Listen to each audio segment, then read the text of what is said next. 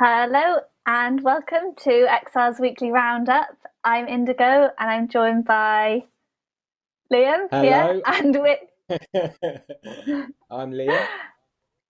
we're going to be running through some of the news this week, giving a bit of comment on that, and then we're going to be joined by the wonderful Mya-Rose for an interview, and then we're going to talk about what actions have been going on across the UK, as well as what things are coming up for you to get involved in. So first off, there's not very much to be positive about in the kind of the situation as it is, but we found some good news to kick us off. Over to you, Liam. Yeah, thanks, Indigo. So to start, we've got the news that Balcombe vote no. So after years of public protest, the County Council's Planning Committee today unanimously refused proposals for the site, which saw mass daily protests and arrests during the drilling in the summer of 2013. This shows that protest works. Nice one, Rebels in Surrey. That's been, amazing campaign.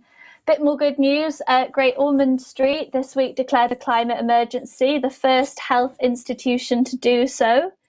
They've tweeted, "We deal with young people with complex health needs so they can fulfill their potential. But how can children and young people do this if we fail to protect the very world they're growing up in?" European courts of justice have ruled that the UK is breaking the law with its air pollution levels. We're currently waiting to see if Boris Johnson will be held to account in those courts. And I hear you got some news on the budget.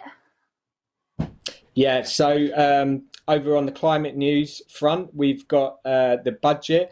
So disappointment over the UK budget this week. The UK news was dominated by the delivering of the new budget, and in it are some important climate policies that were easy to gloss over. There were lots of issues and it can be somewhat complex, but overall, the budget gives much less attention to climate change and the net zero target than last year.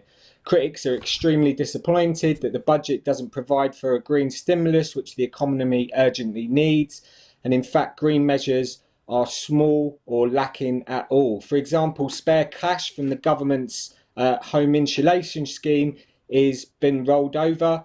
Home insulation is a good indicator of government inaction. I spoke to someone recently who told me that to insulate and retrofit every home in the country will cost £100 billion every year over the next 10 years. So that's £1 trillion. The government have set aside 1.5 billion in their Green Homes grant. They've spent 75 million and scrapped the remaining 1.4 billion. So the government have spent 0.1% of what's required to decarbonise British homes. I think that tells us all we need to know about how our government is acting. And how many times did we hear him say now in that speech? Yet, we're yet to see him acting. The International Energy Agency, after a steep drop in early 2020, global CO2 emissions have rebounded strongly. They say the rebound in global carbon emissions towards the end of last year is a stark warning that not enough is being done to accelerate clean energy transitions worldwide. If governments don't move quickly with the right energy policies, this could put at risk the world's historic opportunity to make 2019 the definitive peak in global emissions, said Dr. Faith Birol. In March 2020, the IEA urged governments to put clean energy at the heart of their economic stimulus plan to ensure a sustainable recovery, but our numbers show we are returning to carbon-intensive business as usual. Well, this is from the IEA. We've seen the biggest slump in emissions since World War II during COVID, and this was a real chance, to reset our economy. All of the, the suffering that's gone on, but it was a chance to reset that. And really, we've just gone back to the same old system as business as usual.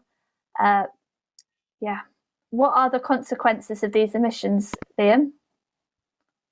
So we had an article in the New York Times that's just been released that's talking about the Gulf Stream in the Atlantic Ocean. The headline was, "In the Atlantic Ocean, subtle shifts hint at dramatic dangers." The warming atmosphere is causing an arm of the powerful Gulf Stream to weaken, some tied to fear. In the article, it said that a spate of studies, including one published last week, suggests the northern portion of the Gulf Stream and the deep ocean currents it's connected to may be slowing. Pushing the bounds of oceanography, scientists have slung necklace-like sensor arrays across the Atlantic to try to better understand the complex network of currents that the Gulf Stream belongs to, not only at the surface, but hundreds of feet deep. We're all wishing it's not true, Peter de Menesal, a paleo-oceanographer and president and director of the Woods Hole Oceanographic Institution, said of the changing ocean currents. Because if that happens, it's just a monstrous change.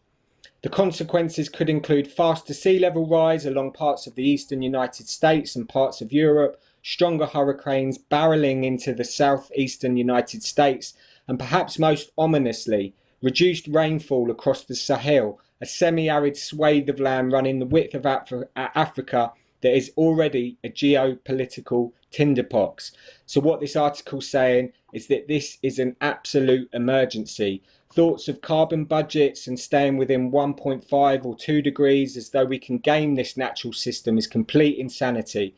We are experiencing catastrophic consequences right now. There was also a nod to the security destabilisation that will occur because of this crisis, which means war and suffering on a mass scale. So surely our government have got a plan to get us out of this mess.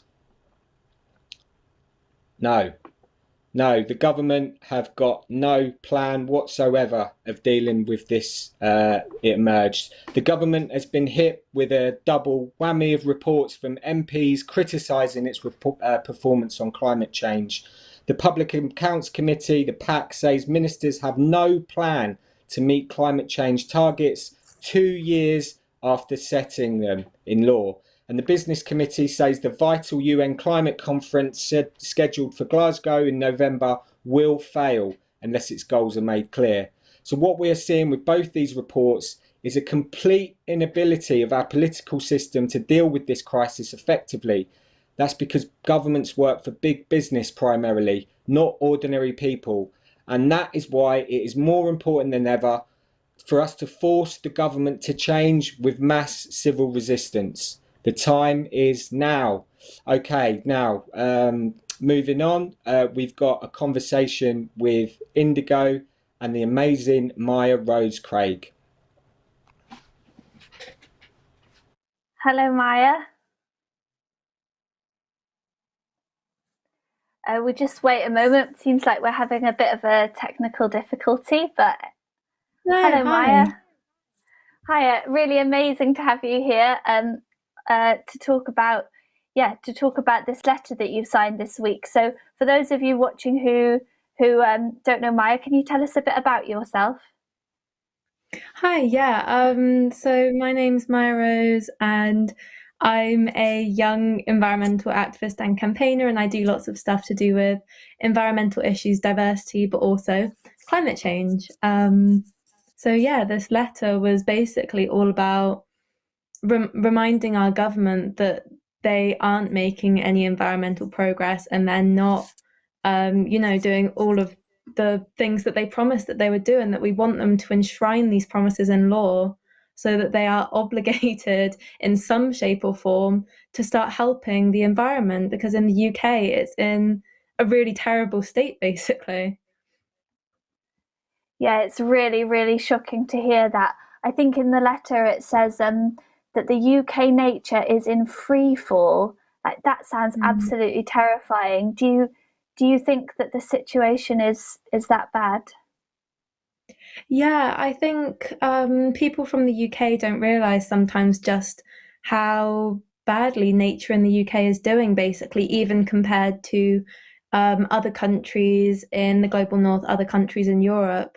Our biodiversity is really, really suffering, and obviously, as well as that being really terrible for our nature, for our countryside, that's also totally linked in with climate change when you've got projects like HS2, where we're chopping down woodlands, especially ancient woodlands, when we're supposed to be, planting more trees to help to deal with carbon emissions. It's crazy.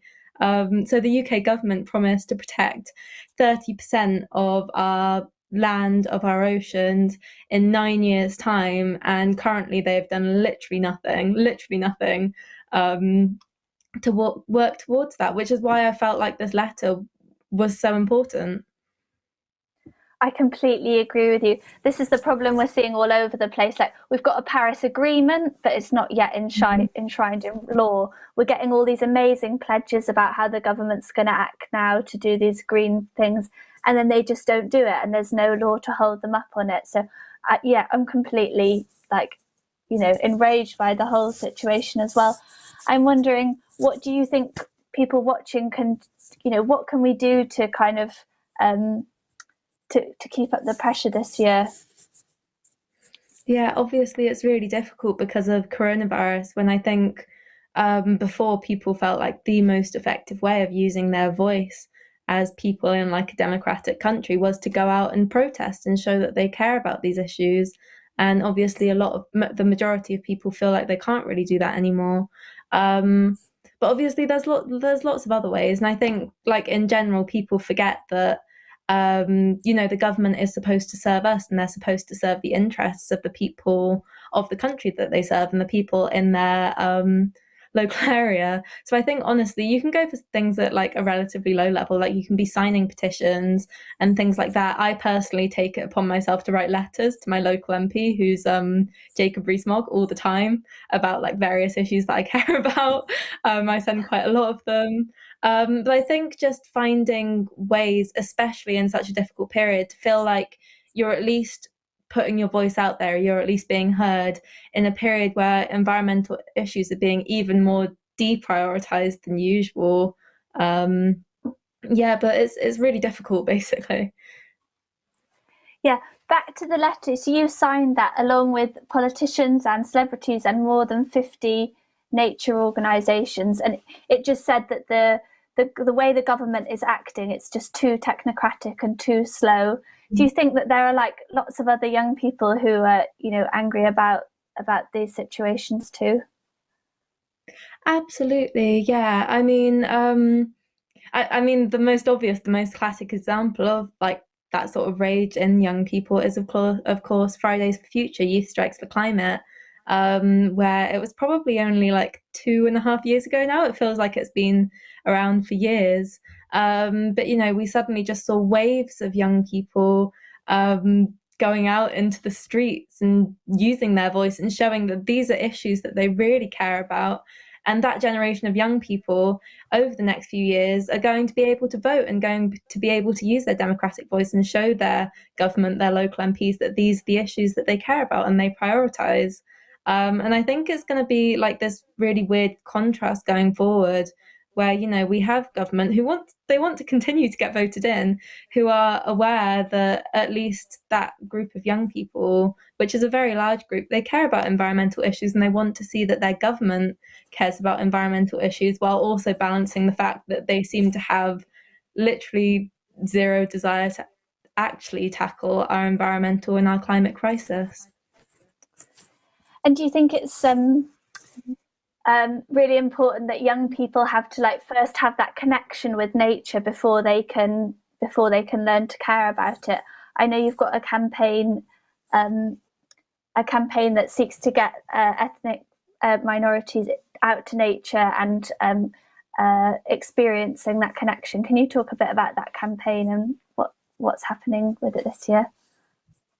So I have a charity called Black to Nature that's all about giving kids from ethnic minority backgrounds, mainly from urban areas, that opportunity to go out into the countryside and spend time and engage with nature, which I think is really important for a bunch of different reasons. There's a lot of mental health issues in ethnic minority communities, and I feel like that connection to nature, especially because green prescribing and stuff like that is getting increasingly popular. I think that could help with those sorts of issues going forward. But also on a more basic level, we are dealing with an environmental crisis at the moment, and the climate crisis is super interlinked with nature. And when we have these massive groups of people all over the world who are getting zero opportunity to even experience nature. They have no reason to care, and they have no reason to engage with the environmental movement, especially because it has historically, at least, been quite exclusionary. So I think that work's really important, and I also love doing it. I love running the camps, and we're doing loads this summer, hopefully, if Corona's okay. So I'm really looking forward to it. Yeah, I'm really hoping that, the Corona situation is okay and those camps can go on, and also that the Youth Strike for Climates will be back on the street. It's just been so powerful seeing so many young people on the streets. And your Youth Strike for Climates took you to probably the furthest anyone I know has ever travelled for a strike. Can you tell us about that? Sounds amazing adventure. Yeah, of course. So I'm sure everyone who knows about climate-related issues knows that the ocean is a super important part of that, and knows that ocean conservation is a super important part of dealing with the climate crisis. And I was lucky enough to be able to go on a Greenpeace ship that was going up to the Arctic to do scientific work last September, which in and of itself was really cool anyway. But the trip happened to coincide with Greta Thunberg's massive global climate day of action last September. And I don't think I was so angry basically about the climate. And in general, I'm very angry about the climate crisis as a young person who is super aware that it could have been solved long before I was even born. But I think I was really angry up in the Arctic because I could see climate change. I could see the ice melting. I could see the habitat loss. I could see the animals suffering and dying. It was really upsetting actually, and I really wanted to convey that in some shape or form. So I decided to do a youth strike out on a melting ice floe. And I was out there for hours actually, but I was just I don't know how to describe it except that I was really angry, and I thought I'd just share those pictures on social media and stuff, and it spread in a way that I was never expecting, which was really exciting. But it was just, it was really upsetting, really. Yeah, it's just such an amazing picture of you on the ice with the sign. It's just so powerful. Last question then, before we'll have to move on to other actions that are going in exile. Has the lockdown been good for bird watching? We know you're also keen bird watcher. Yes and no. I think it's been really nice as an opportunity for lots of people to start going out into green spaces. And on a personal level, I've sort of been doing the local thing that lots of people have been doing. But I also enjoy sort of going to other parts of the country, and I'm aware of various rare birds that have been sat there for a really long time that I've not been able to go and see. So yes and no. I think I've been really lucky in terms of the pandemic, and I think it's been a really interesting experience. But yeah. It's been wonderful to have you on, Maya. I hope to keep in touch and hear what happens with the youth movement as we lift out of the pandemic. We're really hoping something big can happen. Amazing that you signed the letter. Thanks very much. Thank you. Thank you.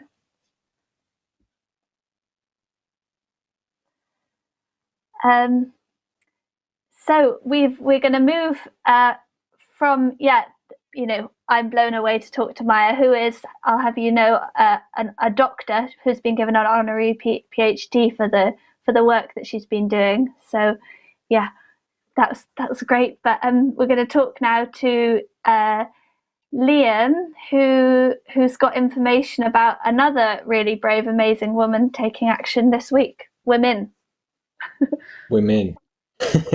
Yeah, we're going to go through some of the action. We're going to go through some of the actions from the past week, and we're going to start off with disobey in the dock. So this week, 2 rebels have taken their civil disobedience into the courtroom. They were glued on, hung banners, and live streamed their protest. And they've both been given 14-day penalty prison sentences, and they're currently in HMP Bronzefield. Here's some footage taken from the action. Can you stop filming now? I'm sorry, I'm not going to stop. My hand is glued to this banner. The banner that I've got in court today says the courts are killing less. This is a bit scary. I'm in London City Magistrates today for a plea hearing after I was arrested on the grass in Parliament Square as part of the September Rebellion. I'm answering the plea with a charge of Section 14, so the right to assemble being denied. This court is complicit with the UK government on failure to act around the climate emergency. You are criminalising people who are trying to protect the earth, protect life. The magistrates repeatedly say to activists coming up for trial that there's no place for science in the courtroom. And they do this by refusing to hear the argument of necessity. Well, necessity means an imminent threat to life, and that is exactly where we're at now. I've got my amazing friend, a fellow woman, over there with a banner.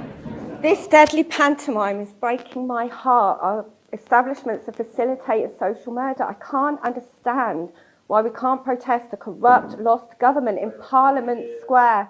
I'm glued on. I'm glued on. I've heard you judge, Your Honour. You are indeed firm but fair. But I've also heard you say, I'm glued on, that you can't tell the truth. You can't say what you really think. And we must. I'm glued on. You're glued on, yeah? I'm glued on. Both of you ladies, The magistrates come back in. Taken into custody as soon as you're deglued into the cells of this building, where, as a result of the being in contempt of court by gluing yourselves on, by continually filming and refusing to stay up. I urge you to be better judge. I've seen you, I've read your rulings, you are firm up fair, but you are letting us down. So there's my brave woman, brave woman that's been with me today, who also had a banner from the public gallery that said, the courts are killing us. You can't film in court, man. I'll just turn it off now. You shouldn't be filming in court. You're not glued to the... You can turn it off. Police officer's just taken my phone. Yeah. I'll say goodbye.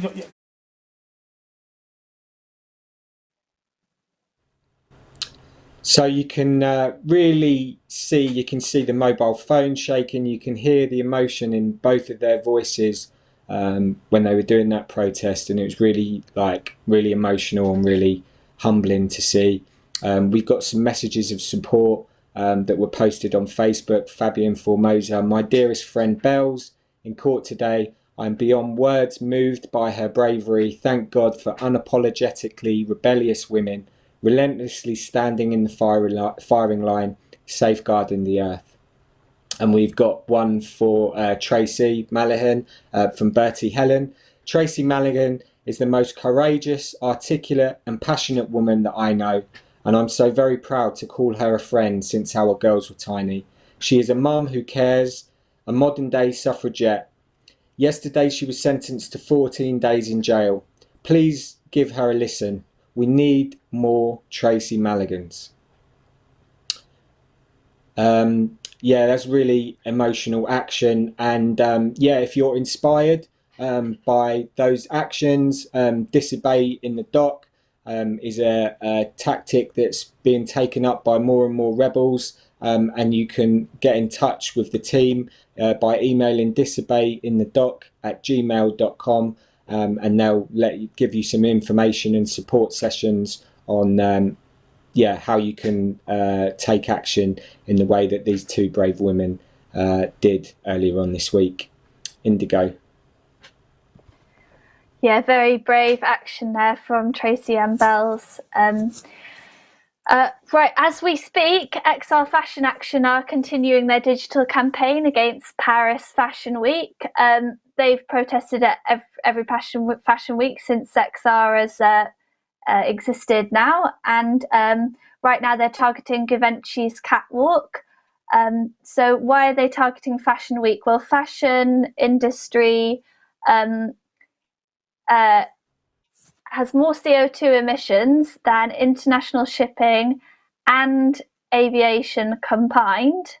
It's the second biggest water polluter, and McKinsey and the Global Fashion Agenda have recently come out saying the fashion industry must urgently cut emissions by 50% to reach the 1.5 degree target. Well, Fashion Week is doing exactly the opposite that. it's like continuing this idea that we all need to buy new, buy better, buy stylish, buy now. And they're targeting the online catwalk with slogans. So you can follow their Instagram, XR Fashion Action, to see the great things that they get up to against the Fashion Week. There's more of these digital actions coming later in the week. Liam. XR Scotland have scaled Holyrood this week to call on Scotland's Climate Assembly members to be bold. XR Scotland have done a brilliant summary of the evidence presented to Assembly members, highlighting a key dilemma that the current system cannot respond accordingly to this crisis. And you can watch their summary on XR Scotland's Facebook page. Gives a really good account of what's been going on there. Extinction Rebellion were originally part of the stewarding group on the Assembly up in Scotland, but they pulled out because they felt that those with an interest in maintaining the status quo were frightened of rocking the boat and were not allowing the Assembly to hear a wide enough range of evidence, which is why the action took place earlier this week. We've had also some actions in Wandsworth of Indigo. Yeah, the continued urban deforestation is happening up and down the country. You will probably know of some trees that your ignoramus council is wanting to drop down. Let's have a little look at a video of support for the Save the Tree campaign that was defending against wimpy homes. Let's watch that video. Some food to the lads, which is amazing. You can see there's quite a lot of security here. Trees take hundreds of years to grow and seconds to cut down. And although we realise that it's awkward and difficult to expand our metropolis, take into consideration the trees, I think we owe it to our children to let them play under the boughs and leaves of these great trees instead of in concrete pens. So here's to them. Congratulations. Great to see that support there. And another video of the last tree defender coming down from one of the trees. I'm just going to roll around the other side to see if I can get a better angle of what's going on.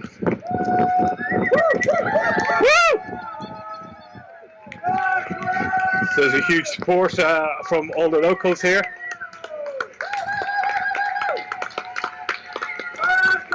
Marcus!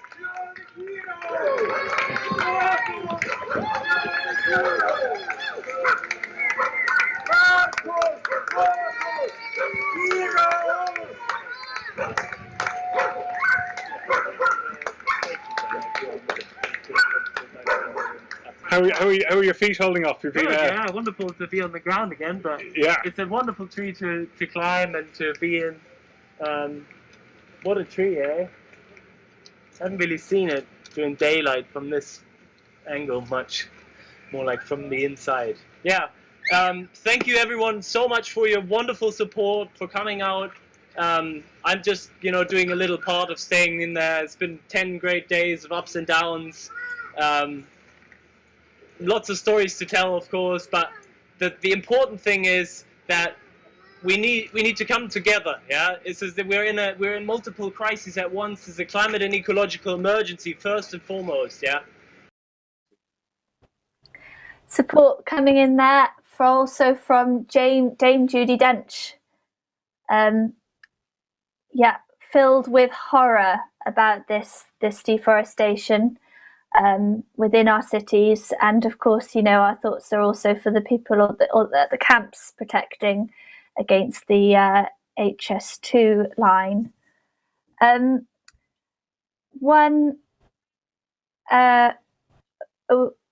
What's the next piece of news we've got? Next bit is the Woking crime scene, but maybe we haven't got the screenshot for that. But basically, the XR local group in Woking did a crime scene for cut down trees in their area. And basically we're just seeing this like urban deforestation happening in towns and cities all over the UK, and it's becoming like a real epidemic. So it's good to see people taking action against it. Cool. I think that's all the Right, and roundup. the actions are so we're also going to talk about the rebellion coming up, and that's all from me. But I'll introduce this video, and tune in next Sunday to the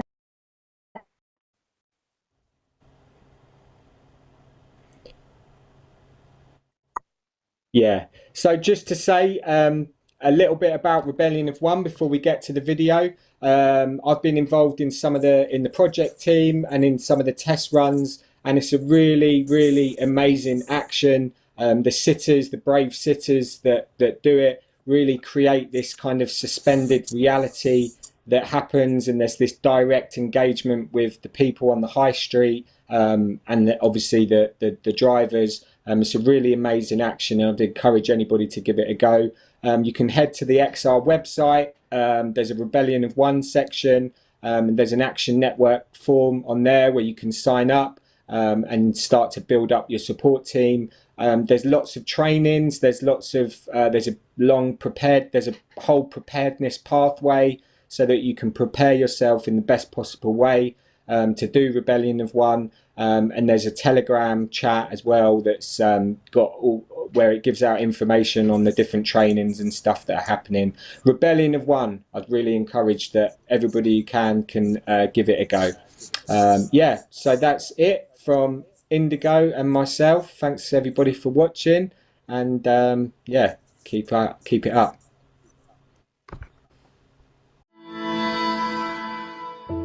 It's inspired by a Russian activist who single-handedly stepped out onto like a multi-lane highway outside Moscow and caused a blockage as part of a protest. You're going to be here all day. One-person actions have a unique power to them. When there's a small group, you sometimes get a sort of inward-looking effect. And protesting government inaction on climate. The group naturally looks to one another for support. When one person acts in the face of many, then their vulnerability and bravery and sacrifice are much more apparent and unavoidable. So it was an idea of trying to combine that with the power that comes from mass action. On the same day, at the same time, hundreds, hopefully thousands of people will individually take this action all up and down the country. Is there anything I can reasonably say or do to try and make you get out on the road? Extinction Rebellion has talked about economic disruption and political disruption and symbolic disruption. The ambition of this action, when it's rolled out at a mass scale, is mass psychological disruption. So it's a jolt to the system, a bit like the pain signal in your body. If that pain signal was a pleasant sensation, it would obviously fail to tell you to stop doing the thing that you need to stop doing. They're just trying to discuss what we're going to do about it.